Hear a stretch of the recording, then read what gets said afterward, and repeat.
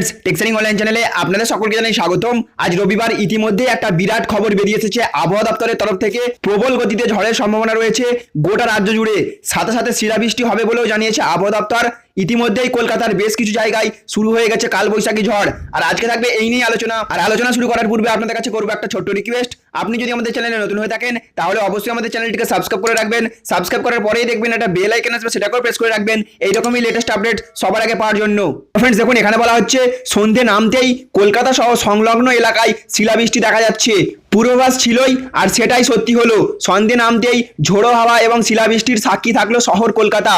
ফলে এক ধাক্কায় বেশ কিছুটা কমে গেল তাপমাত্রা। শুধু কলকাতা নয়, পার্শ্ববর্তী এলাকাগুলিতেও একই ছবি লক্ষ্য করা গিয়েছে। বৃষ্টির সঙ্গে পড়েছে বরফও। গোটা দিন যেভাবে রোদের প্রকোপ ছিল, তারপর এই বৃষ্টি স্বভাবতই স্বস্তি এনে দিল। আবহাওয়া অফিস সূত্রের খবর, আগামী সোমবার পর্যন্ত এই বৃষ্টি চলবে। এর আগে গত সপ্তাহেই পশ্চিমী ঝঞ্ঝার প্রভাবে ভিজেছিল দক্ষিণবঙ্গ।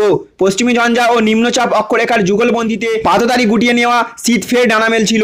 সর্বোচ্চ এবং সর্বনিম্ন দুই তাপমাত্রায় নেমে এসেছিল স্বাভাবিকের থেকে বেশ কয়েক ডিগ্রি নিচে। কিন্তু এরপরই বিপরীত ঘূর্ণাবাত সর্বোচ্চ তাপমাত্রা কম থাকলেও আর্দ্রতা বেড়ে গিয়েছিল। নাভিশ্বাস উঠছিল শহর ও শহরতলির বাসিন্দাদের।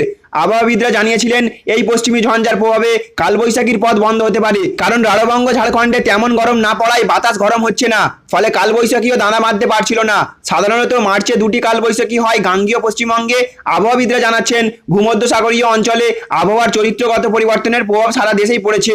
যেমন উত্তর ভারতের শীতের বিদায় পিছিয়ে গিয়েছে, যার ফলে মার্চের শুরুতে তেমন উষ্ণ হয়নি দক্ষিণবঙ্গ। কিন্তু দিন যত এগিয়েছে উষ্ণতার পারদ ক্রমশ চড়তে শুরু করেছে, আর সেই কারণেই কালবৈশাখীর রাস্তা পরিষ্কার হয়ে গিয়েছে, যার ফলে রবিবার বিকেলে ঝড় এবং শিলাবৃষ্টির সাক্ষী থাকলো শহর কলকাতা। তাহলে ফ্রেন্ডস বুঝতে পারলেন, এই নিউজটি শোনার পর আপনিও অবশ্যই আমাদের জানাবেন আপনাদের এলাকাতে এখন আবহাওয়ার বর্তমান পরিস্থিতি কিরকম, এবং আপনি যদি কলকাতার বাসিন্দা হয়ে থাকেন তাহলে আপনার এলাকায় শিলাবৃষ্টি হচ্ছে কিনা অবশ্যই নিচে কমেন্ট করে জানাবেন।